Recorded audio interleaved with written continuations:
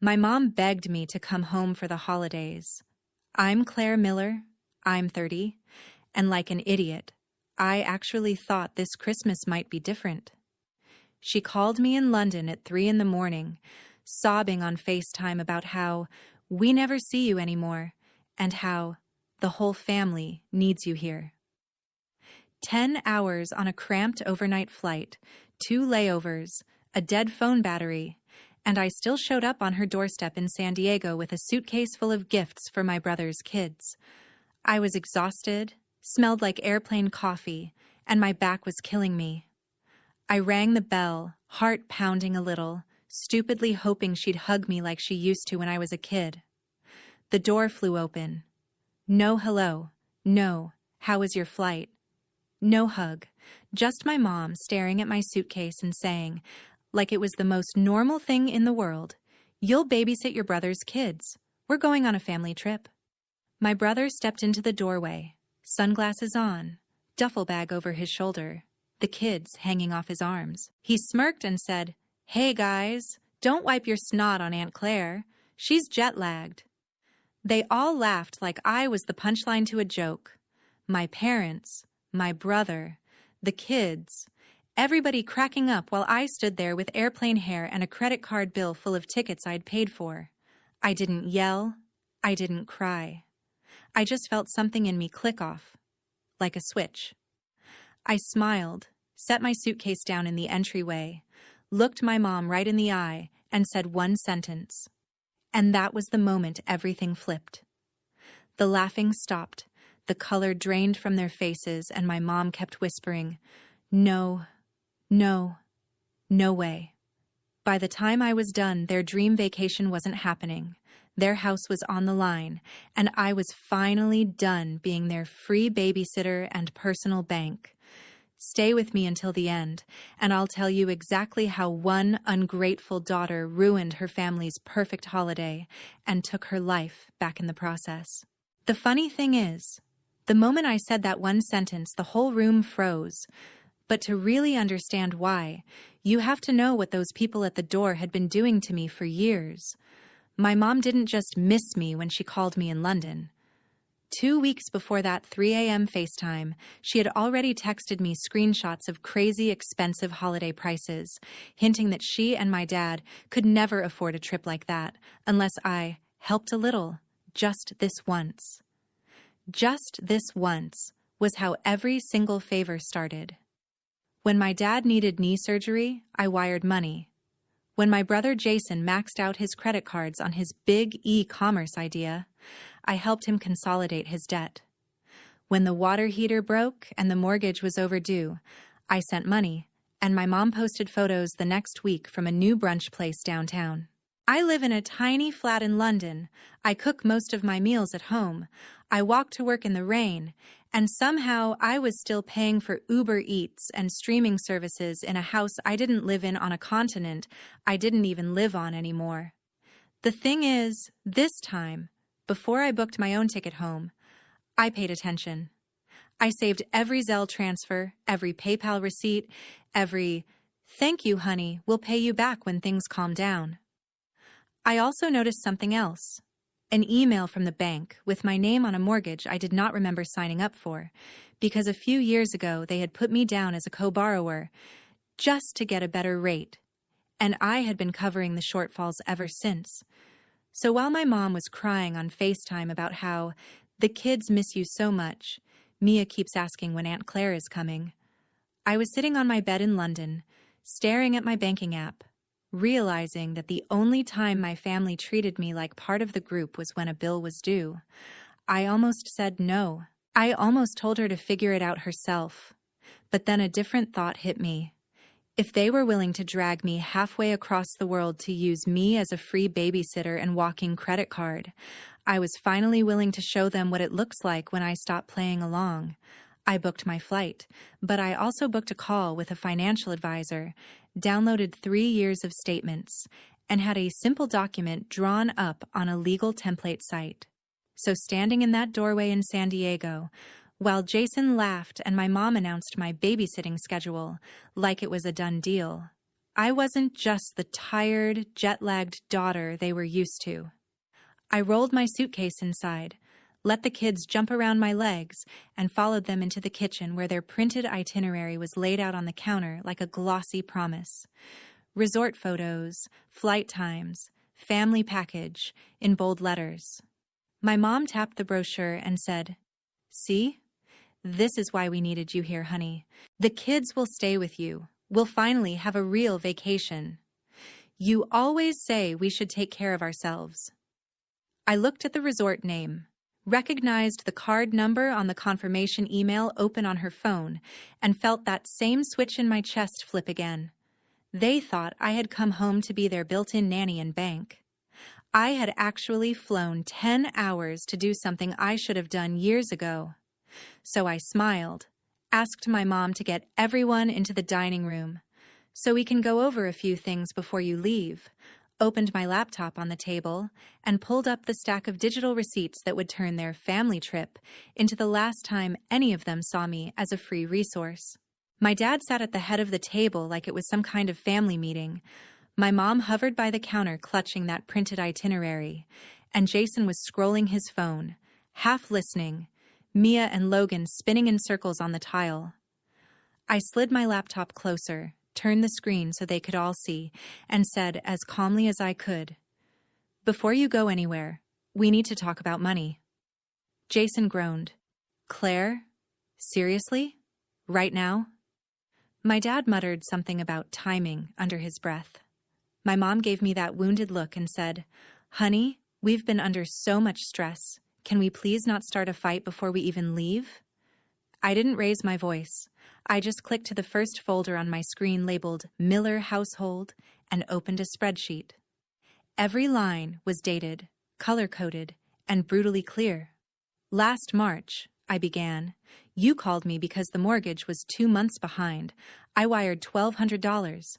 In June, Jason's business expenses maxed his card. I sent $2,500. When the water heater broke, $900. When Dad's truck needed new tires, $600. When the electric bill was past due, $300 here, $400 there. Every month for 3 years there's something." I scrolled slowly so they could see the amount stacking up, highlighting entries as I spoke. This is not counting the Disney Plus, Hulu, Netflix, Spotify Family Plan, your Walmart Plus, the cell phone plan, the random emergency Venmo requests that somehow always line up with Black Friday or Labor Day sales. Jason straightened in his chair, color draining from his face as he recognized his own. "I swear I'll pay you back next month." Memos in the notes column. My mom's hand flew to her mouth when she saw her texts screenshotted next to deposits for gas money to visit Grandma, followed by photos of her at a new nail salon. My dad's jaw tightened when he saw the PayPal transfer labeled knee surgery copay, and then the receipt for a brand new flat screen that showed up the same week. "This isn't fair," my mom whispered. "You're making us look like bad people." I shook my head. "I'm not making you look like anything. I'm just showing you what actually happened." Then I scrolled to the bottom, to the row in bold. The total number sat there, big and undeniable. "In the last 36 months, I said quietly, I have sent this house just over $60,000. The room went dead silent. Jason blinked hard. My dad stared at the wall. My mom kept whispering, "No, that can't be right. That can't be right." Like if she said it enough, the math would change. I reached into my bag and pulled out a thin stack of printed pages, slid them onto the table next to the itinerary for their dream resort. "This," I said, "is a simple agreement. It's not a lawsuit. It's not me taking you to court. It's just a record that all of you acknowledge you owe me this money and will start paying it back. Even if it's slowly. $50 a month, $100, whatever. I had it drafted using a legal template. My advisor looked it over. All it says is that this," I tapped the $60,000 on the screen, "was not a gift." My dad finally snapped out of his shock. "We are family," he barked. "You don't put family in debt like that." "What? Are you going to sue your own parents?" I met his eyes. Family doesn't hide a mortgage in their daughter's name and call her when the payment's late. Family doesn't spend her money on vacations and brunch, and then tell everyone she abandoned them. My mom flinched like I'd slapped her. Jason grabbed the pages, skimmed the first paragraph, and his voice cracked. This is insane. I can't pay this back. None of us can. I leaned back in my chair. I know, and I'm not expecting you to. Not all at once. But I am done living in a world where you pretend you're victims and I'm some selfish career girl overseas.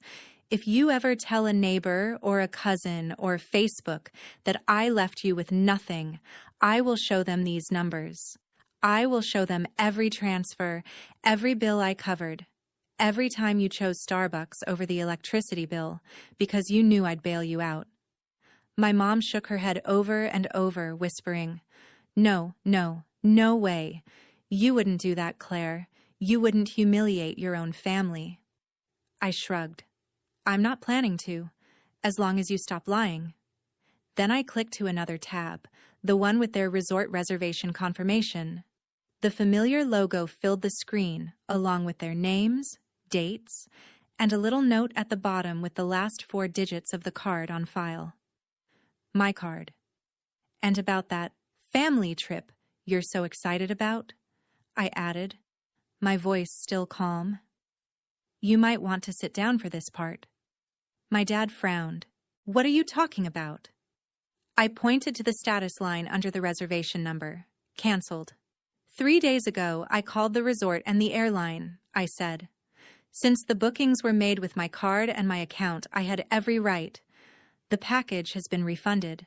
The flight credits have been moved. So when I told you at the door that I wasn't babysitting while you went on vacation, I closed the laptop halfway, just enough to see all their faces at once. What I meant was, there is no vacation anymore. Not without me. Not without my money. Not ever again on my dime. My dad lurched up from his chair when he saw the word canceled, like he could intimidate the screen into changing. You had no right, he snapped. Those are our tickets. I didn't even flinch. They were bought with my card, from my account, with my money, I said. The right was all mine. He opened his mouth to argue, but I was already clicking to the next window. And that brings me to the house we're sitting in right now. On the screen was an email from the bank with both our names on it. Gary Miller and Claire Miller, co-borrowers. My dad stared at it, his face draining of color. My mom whispered, Claire, please, not this. We told you it was just paperwork. I swallowed the familiar ache in my throat. You told me it was a formality, I said. You told me it wouldn't affect me, but I've been the one covering short payments on this mortgage for years. Every time you forgot a bill, it hit my credit too. I clicked a button and a small video window popped up in the corner of the screen. My financial advisor's face appeared, framed by a home office in London. We had spoken before I ever got on the plane. Hi, Claire, she said. Is now still a good time? I turned the laptop slightly so my parents could see. Perfect, I said. You remember my family situation. My dad hissed. Who is this? I answered without looking at him. This is the person who helped me understand exactly what being a co-borrower on your mortgage means, and what my options are now that I'm done bailing you out. The advisor introduced herself politely, then got straight to the point. In calm, measured language, she explained that as a co-borrower, my credit was tied to this house, that missed payments and constant shortfalls were hurting me, and that I had the right to go to the bank and request to be removed from the loan. In practice, she continued, that means the lender would require the remaining borrower or borrowers to qualify on their own. They might have to refinance, or in some cases, if they cannot meet the requirements, the property may need to be sold to satisfy the debt. My mom shook her head. You can't do that, she said, her voice trembling. We can't afford to move. We can't afford a higher payment. The advisor's voice stayed gentle. That is between you and the lender, ma'am. What I can say is Claire is not obligated to keep her name on a loan that she is not truly benefiting from, especially when she is the one making up the difference. I thanked her and ended the call, my heart pounding so hard I could feel it in my teeth. The room felt smaller, like the walls were inching inward. My dad rounded on me. "You're going to make your own parents homeless over some numbers on a screen?" I looked him straight in the eye. "No, I am going to stop letting you gamble with my future while you act like I owe you my entire life. If you can afford resorts and plane tickets when you think I'll be here to babysit, you can afford to sit down with a bank and figure out how to pay for your own house." I reached into my bag again and pulled out a folded letter. "This is my formal notice that I'll be stopping all automatic payments related to this property," I said. "The bank will contact you directly from now on. I'm also closing the joint checking account Mom convinced me to open, just in case there's an emergency." I air quoted the words without meaning to. My mom made a choked sound. "But that's where the grocery money comes from," she said. "That's where we pay utilities. How are we supposed to manage all this?" I took a breath, steady and slow. "The same way every other adult in this country does," I replied. "With your own income, with your own budgeting, with your own consequences when you overspend." I opened another tab showing the monthly auto drafts I had set up over the years. Mortgage supplement, power, internet, streaming bundles, grocery deliveries, car payment top-ups. All of them had my name next to the word payer. "As of today," I said, my cursor hovering over the cancel button for each one, "these stop. You will get your own bills, in your own names. If they're late, that's between you and the companies, not me and my credit score." Jason finally spoke up, panic rising in his voice. "Claire, you can't just pull everything away at once. At least give us time. I'm looking into more hours. I'll sign up for more delivery shifts, I swear. Just don't screw us like this." I turned to him. "You're 34 years old," I said. "You have 2 kids. You should have been doing that years ago without me dangling in the background as a safety net." He stared at the table, jaw clenched. For a second I almost softened, almost slipped back into the role they had written for me, the fixer, the quiet helper, the girl who would cry in the shower and then open her banking app and make it all go away. But then I remembered the way they had laughed at the door, the way my mom had said, "You'll babysit," like it was a line item on their to-do list, and that softer part of me shut right back down. I hit cancel on the auto-pays, one by one. Confirmation emails pinged my phone. My mom's breathing got faster. My dad sank back into his chair, staring at nothing. "This is cruel," he muttered. "You're punishing us." I shook my head. "No. I'm finally stepping out of a role you all wrote without asking me, and I'm giving you the chance to be honest about what you can actually afford without hiding behind my bank account." I closed the laptop and stood up, my legs shaky but steady enough. "After this," I said, "if you decide to tell anyone that I abandoned you, just remember I have every receipt, every bill, every transfer. I'm done being the villain in the story you tell other people to make yourselves feel better." I picked up my suitcase and added quietly, "You wanted a real vacation. Maybe this is it. A vacation from pretending I'm your built-in solution to every bad decision. Let's see how you handle life without that." My dad finally snapped when he saw me rolling my suitcase toward the hallway. He jumped up so fast his chair scraped the tile. "If you're walking out after this little show, don't bother coming back," he barked. "You're not welcome in this house if you're going to hold money over our heads." My mom reached for my arm. "Gary, stop. She just needs to calm down. We can talk about this," she said, but she didn't actually move to stand between us. Jason stared at the floor, silent. I paused in the doorway, hand on the handle, every muscle in my body shaking. A part of me wanted to drop everything, apologize, say I'd figure something out like I always did. Instead, I straightened up and said, "You're the one who decided my value here was measured in what I pay for. If I'm not welcome without my credit card, then I was never really welcome at all." My dad jabbed a finger toward the door. "Get out," he said, "and don't come crying to us when London chews you up and spits you out." I almost laughed at that. London wasn't the city that had been eating me alive. This kitchen was. I stepped outside, the California sun hitting my face, and pulled the door shut behind me. No one followed. No one called my name. The only sound was Mia and Logan arguing about a cartoon from the living room, blissfully unaware that their vacation had just evaporated. I ordered an Uber and dragged my suitcase to the curb, feeling more homeless than I actually was. The driver loaded my bag into the trunk and asked, "Where to?" I took a breath and gave him the address I had never given my parents. A high-rise in downtown San Diego, 15 minutes from their quiet little street, but a completely different world.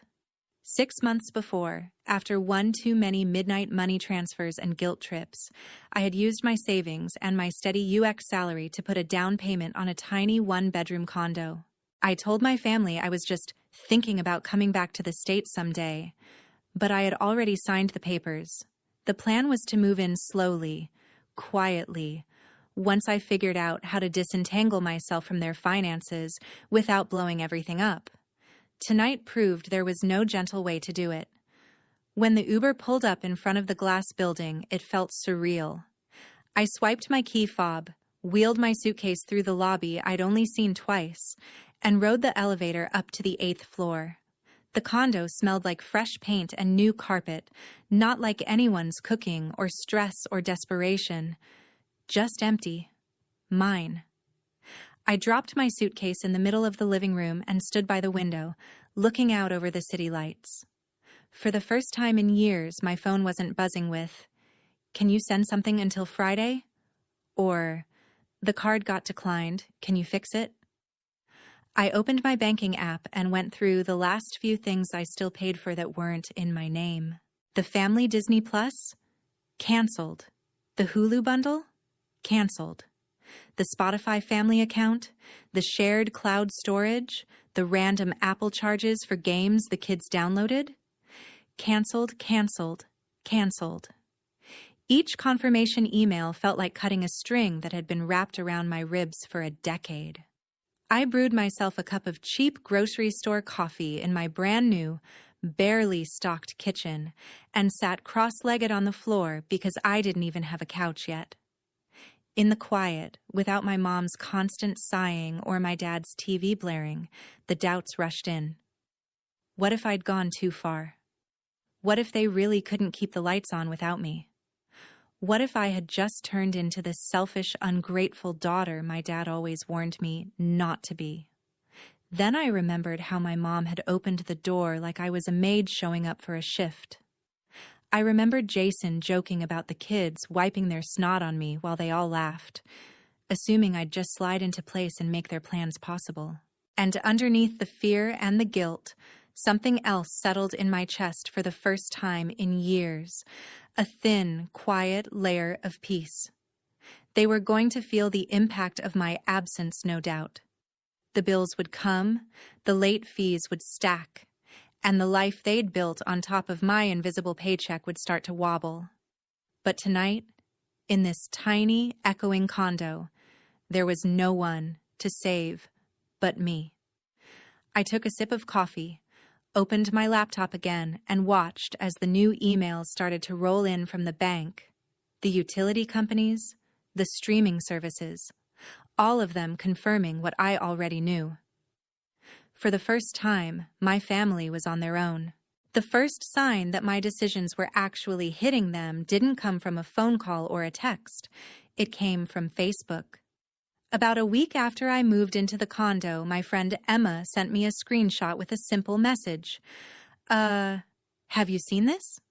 It was my dad's profile, his name right there above a long, dramatic status about how some kids forget who raised them the second they get a fancy job overseas, and how he and my mom were left with nothing right before Christmas. He never used my name, but he did not have to. Our daughter flew in from London and decided money was more important than blood. He had written, "Pray for us." Underneath were comments from people who had known me since I was in braces. "So sorry, Gary, that is awful. Kids these days do not understand family. You gave her everything, and this is how she repays you?" One woman added, "If she will not help, maybe set up a GoFundMe, we will share it."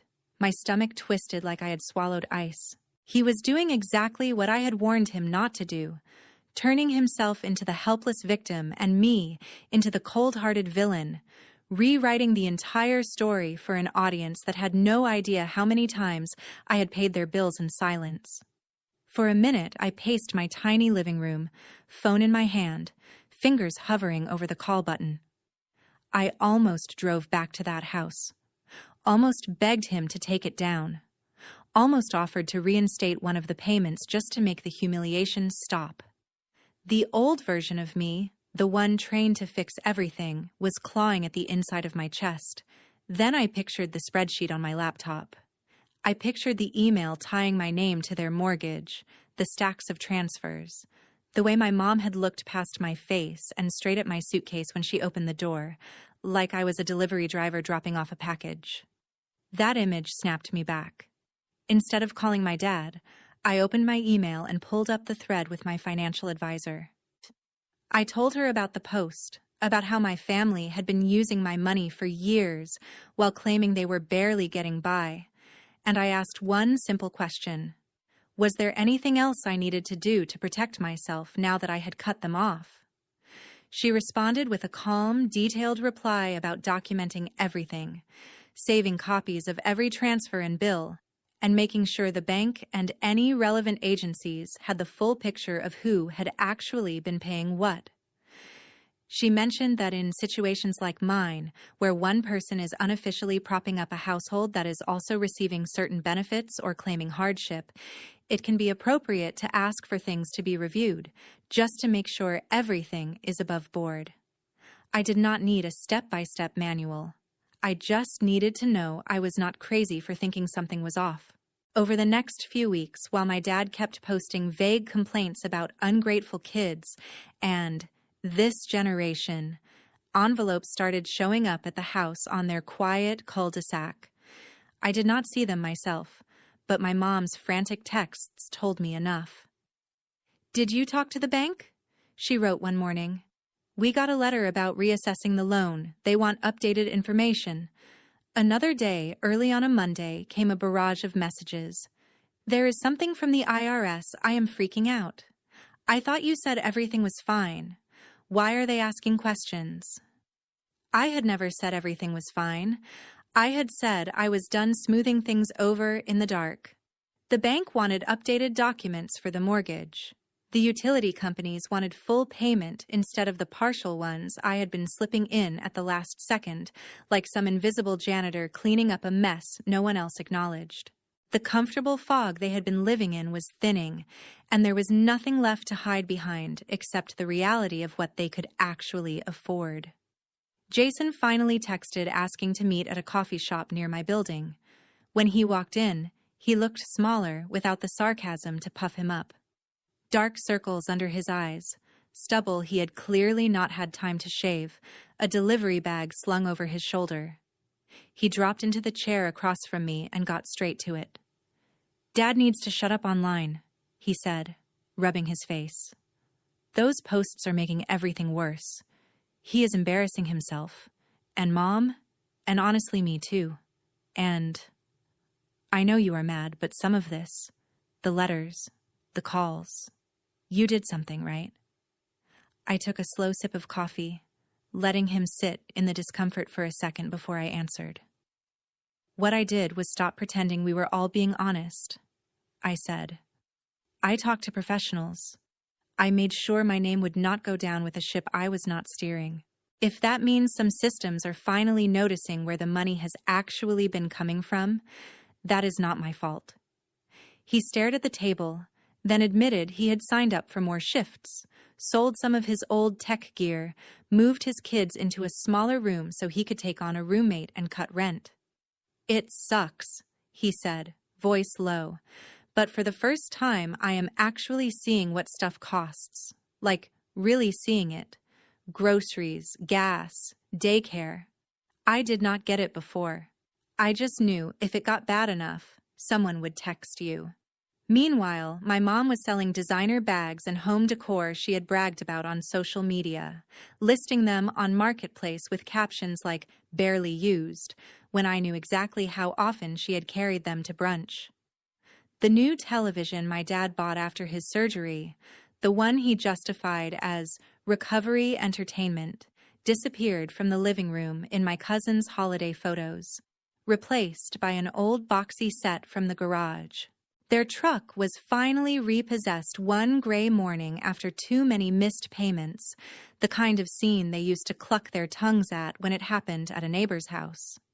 Now it was their driveway, their sidewalk, their embarrassment as the tow truck hauled away a symbol of a lifestyle they could no longer fake.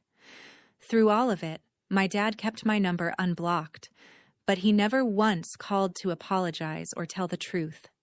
He just kept throwing little grenades online, vague posts about betrayal and ingratitude, hoping someone would pick them up and carry them to me so I would feel guilty enough to crawl back. He told anyone who would listen that his daughter had abandoned him for money and status, conveniently leaving out that most of the money had been flowing in the opposite direction for years.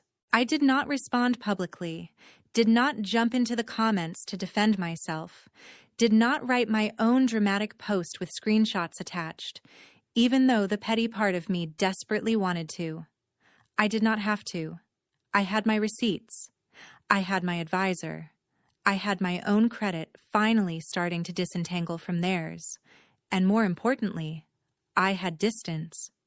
Every time I saw someone share his story about the cold daughter in London, or heard through the grapevine that he was holding court at the bar about what a disappointment I was, all I could think was that if they knew the real math, if they saw even one page of that spreadsheet, they would not be asking why I walked away.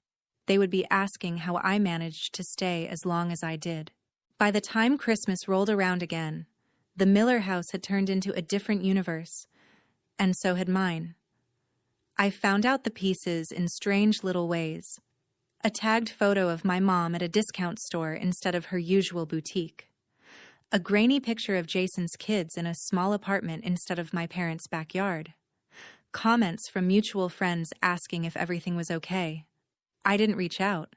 I focused on my job in San Diego, on building my portfolio, on decorating my condo one paycheck at a time.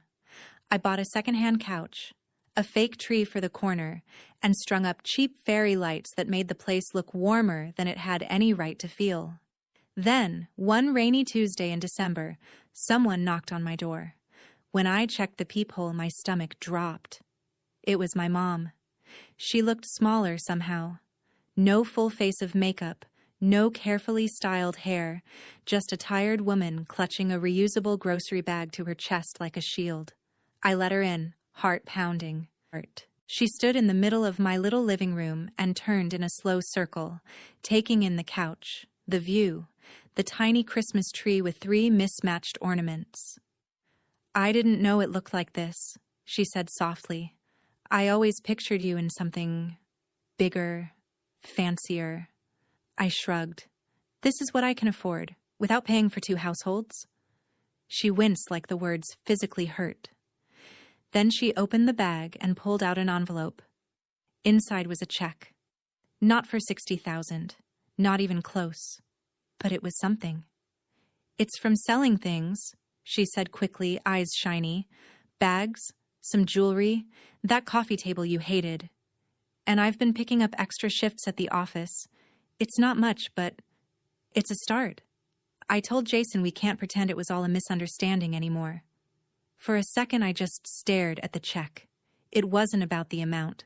It was about my mother, who had spent years acting like my money grew on trees, standing in my small, very human-sized living room and admitting, out loud, that she'd treated me like an ATM. She sat down on the edge of the couch and started crying. Not the manipulative, loud sobbing from the 3 a.m. FaceTime call. Quiet, broken little sounds. "Your father still says you betrayed us," she said. "He tells everyone you turned on your family because you think you're better than us. But I can't keep saying it. Not after seeing those papers. Not after the bank letters. We did use you. I did." I sat next to her, leaving space between us. "I'm not asking you to hate him," I said. "I'm asking you to stop letting him rewrite what happened just so he doesn't have to feel guilty." She nodded, wiping her face. "Jason's working," she added. "Like, really working. Driving late nights, doing warehouse shifts. He moved into a smaller place. The kids share a room now, but at least it's a place he pays for himself. He wanted me to tell you thank you for the spreadsheet." I actually laughed at that, a short, surprised sound. "I didn't make that for him," I said. "I made it for me." She looked at me carefully. "Do you think someday we could have a Christmas where you come over and it's just dinner? No money talk, no hidden bills. Just us?" My throat tightened. "Maybe," I said, "but that only happens if everyone in that house understands I am not their safety net anymore. If I come, it's because I want to, not because there's a payment due." She nodded again, stood up, and hugged me, a real hug this time, the kind I'd been chasing for years. When she left, I slipped the check into a drawer. I didn't cash it right away. I just needed to know that, for once, the flow of money was pointed in the other direction. As for my dad, the last thing I saw from him was another vague post about family turning their backs. I muted him, then finally blocked his profile and his number. It felt less like slamming a door and more like closing a wound that refused to heal. That Christmas Eve, I sat alone on my couch, tree lights blinking, a cheap mug of hot chocolate in my hands, and for the first time in my life, I didn't feel obligated to be anywhere else. No flights, no babysitting schedule, no emergency transfers. Just quiet. Just mine. Here's what I learned. Family doesn't stop being family just because you say no. The people who truly love you will eventually adjust to your boundaries. The ones who were only there for what you could provide will call you selfish the moment you stop bleeding for them. It hurts. It's lonely. But sometimes distance is the only way to stop drowning in someone else's bad decisions. So let me ask you this. If the people draining your bank account and your sanity share your last name, would you keep paying the price just to be called loyal? Or would you walk away like I did and finally give yourself permission to be your own family first?